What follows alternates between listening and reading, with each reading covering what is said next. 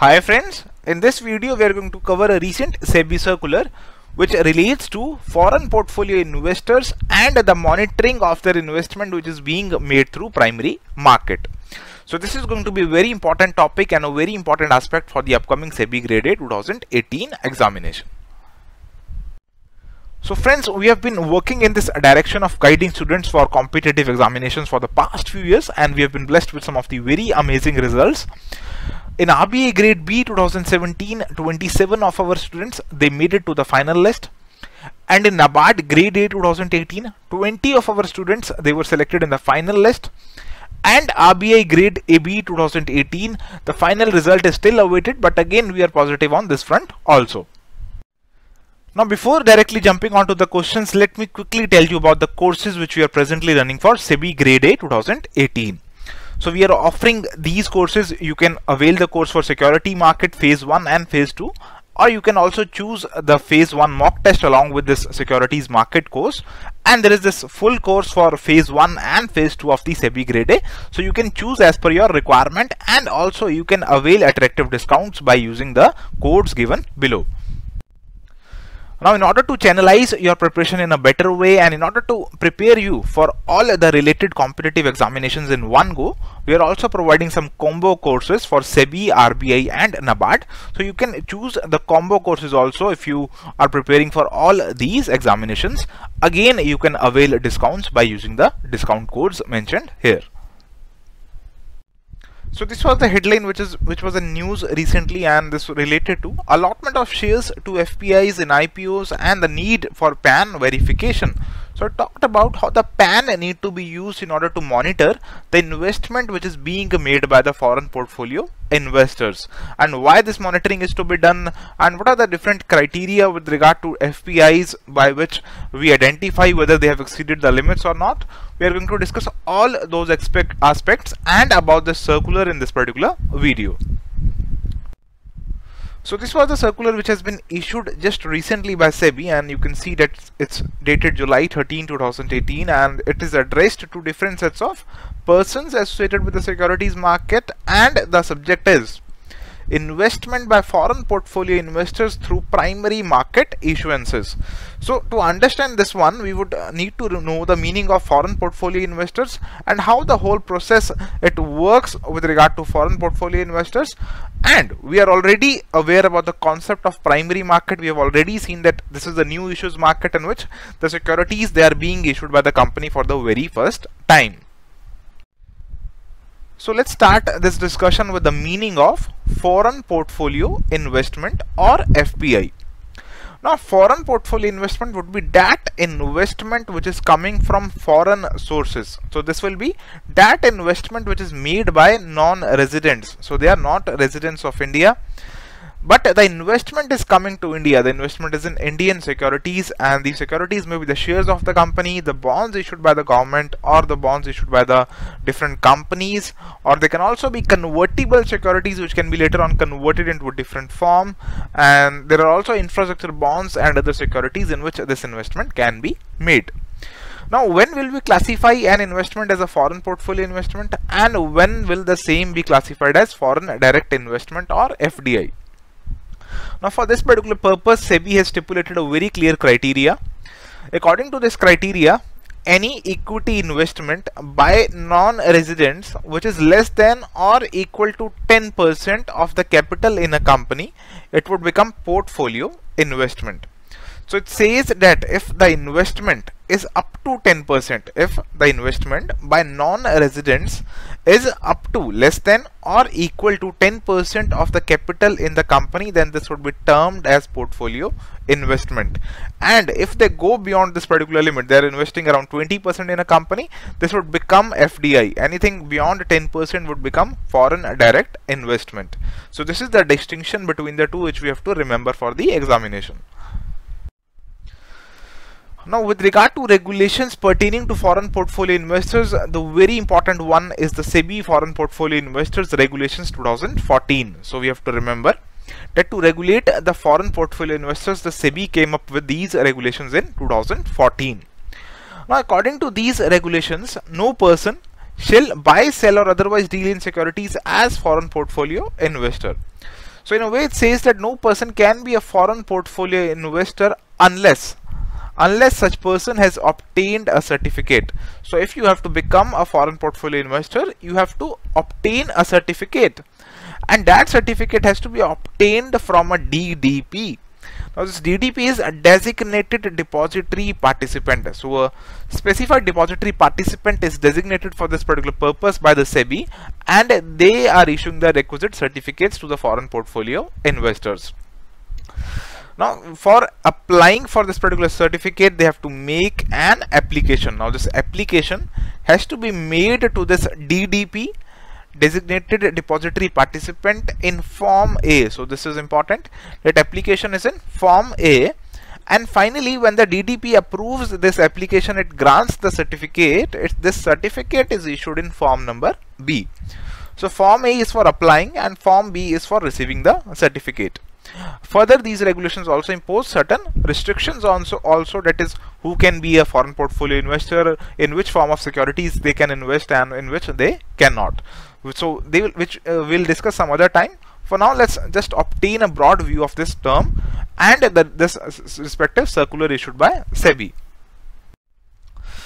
Now further, these regulations state that an applicant shall seek registration as a foreign portfolio investor in one of the three categories, and these are very important. So I've just mentioned these three categories in which FPI investment can be there. So these categories, they include, the first category is very risk-free category, you can say, because it includes the government and government related foreign investors. It includes the international multilateral organizations and agencies. So if the investment is being made by the US government, so it would become a category 1 foreign portfolio investment. And in the category 2, we have slightly higher risk, and they include the regulated institutions. So the institutions which are regulated, they are included here. So they may be pension funds, they may be certain university funds, or some other sorts of funds which are regulated. So more or less the keyword here is regulated funds. And all those funds which are left out from being part of category 1 and 2, they are treated as category 3, and these are the ones which fall under the risky category, and they would include family trusts or individuals, corporate bodies, etc. Now let's take a look at the relevant regulations for understanding of this particular circular. Now with regard to these regulations, there is this 21 subclause 7 regulation. Now this states that the purchase of equity shares, it says the purchase of equity shares of each company by a single foreign portfolio investor or an investor group shall be below 10% of the total issued capital of the company. So this is something which we have already seen in the first slide also, in the meaning of FPI. So it says that if you want to become a foreign portfolio investor and you wish to remain so, you have to ensure that your investment in the capital, it should be below 10%. So single foreign portfolio investor or an investor group. So it can be either a single foreign portfolio investor, for example, there can be Mr. A as a foreign portfolio investor, and there can be an investor group of all the companies which are owned by Mr. A. So it can be like a single person behind all these entities, and this has to be less than 10% of the issued capital. Another is regulation 23 sub regulation 3. So this says that if the same set of beneficial owners, if the ultimate beneficial owners of the investment which is being routed through FPI are same. So investment is not being made by one person, but the person who is ultimately behind all those investments is one person. So if say Mr. A directly invests 5% and through other company which is being set up with other persons involved, what he does, he indirectly invests another 6%. So this says that if the ultimate beneficial owner, that is Mr. A, is the same and he is investing through multiple entities, it shall be treated as the part of same investor group. And investment limit of all these entities shall be clubbed. So we will club their investment limits as the limit applicable for single foreign portfolio investor. So the overall limit would become 10%. So if the ultimate beneficial owners, they are the same, then also the limit is going to be the same. So this is what is being conveyed by this regulations. Now a challenge arises that how do we ensure these regulations are complied with? How do we ensure that the same person is behind all these multiple entities which are there? How do we ensure that there is only one ultimate beneficiary? So for this purpose, certain responsibility has been cast upon the depositories, and some additional responsibility has been cast upon registrar and transfer agents, or RTAs, which has been discussed in this particular circular. Now if you talk about the responsibility of depositories, then for the purpose of identifying the investor group, the designated depository participant, which is DDP, the DDP shall obtain the details which are provided by the FPI under the Form A, which is the application form. So it says that DDPs have to obtain proper details from the FPI for this particular purpose, so that we can ensure that they are doing all their works in a legal manner. And the monitoring of investment limits at the level of investor group. So if we have to measure this monitoring from the level of investor group, it shall be performed by depositories. Now depositories shall perform this based on the information provided by designated depository participants. So if Mr. A's one company is investing through one DDP and Mr. A's second company is investing through another DDP, then all the details would ultimately be available with depository. So the composite single investor group limit can be checked by this depository. So this is how the whole framework is designed to work. The responsibility at the first moment comes of DDP and ultimately of depository. Now what does this circular say? So this circular has to say that to ensure the compliance of the regulations we have just discussed on the previous slides, at the time of finalization of the basis of allotment during primary market issuances. So when the company is issuing the securities for the first time, or when the company is issuing the securities to the public at large, then in order to make sure that this compliance of the regulations is being done, there is this responsibility which has been cast upon the registrar and transfer agents, or RTAs. Now what they will do, these persons, they generally maintain the record of all the allotments which are being made by the company. They do all the paperwork stuff. So these persons shall use permanent account number, or PAN. So what they will do, they will use the PAN which is issued by the income tax department for checking the compliance for a single foreign portfolio investor. So what they'll do, they will match the other investments which are made on this particular PAN or using this particular PAN, and by clubbing all the investors, they will investments, they will monitor whether it is adhering to the limits specified under the regulations. Further, they will also obtain validation from depositories.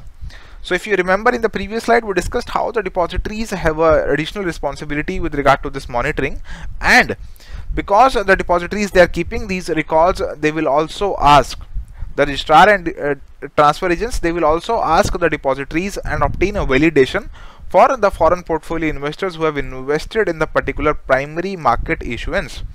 And the objective is to ensure that there is no breach of investment limit. So the overall objective of the entire circular is to make sure that the investment limit is not breached. Now let's discuss some of the important MCQs based on this topic. According to criteria for foreign portfolio investment as stipulated by SEBI, any equity investment by non-residents which is less than or equal to -% of capital in a company is portfolio investment. So this we have discussed that if the investment is up to 10%, it would be classified as a portfolio investment. So the answer is going to be option number B, that is 10%. Now let's move to the next question. No person shall buy, sell or otherwise deal. So it says that no person shall buy, sell or otherwise deal in securities as a foreign portfolio investor unless it has obtained a certificate granted by. Options are stock exchange, designated depository participant, stockbroker, or none of the above. So this also we have covered that this certificate is granted by DDP, that is designated depository participant. So the answer is going to be option number B. Next question. Government and government related foreign investors, international multilateral organizations, agencies belong to which of the following categories of foreign portfolio investors? Options are category 1, category 2, category 3, or none of the above. So friends, this also we have covered that these organizations, they come under the category 1. The government is the most risk-free category and it comes under the first category of foreign portfolio investor. So the answer will be option number A. Next is, as per the recent SEBI circular, registrar and transfer agents RTAs shall at the time of finalization of the basis of allotment during primary market issues shall do which of the following to ensure compliance with SEBI Foreign Portfolio Investors Regulations 2014. Options are: use permanent account number issued by Income Tax Department of India, obtain validation from depositories for the foreign portfolio investors, both of the above, or none of the above. So friends, this also we have discussed that the RTAs, they have to do both these functions, and the answer thus will become option number C, that is both of the above. So friends, these are the answers. So friends, this was all about our discussion on what the recent SEBI circular which relates to foreign portfolio investors and the monitoring of limits which has been associated with them. So thank you friends. If you want to know more about our courses, you can visit our website, that is www.edutap.co.in, or you can simply drop us a mail at hello@edutap.co.in, or you can even call us at 8146 207 241. Thank you.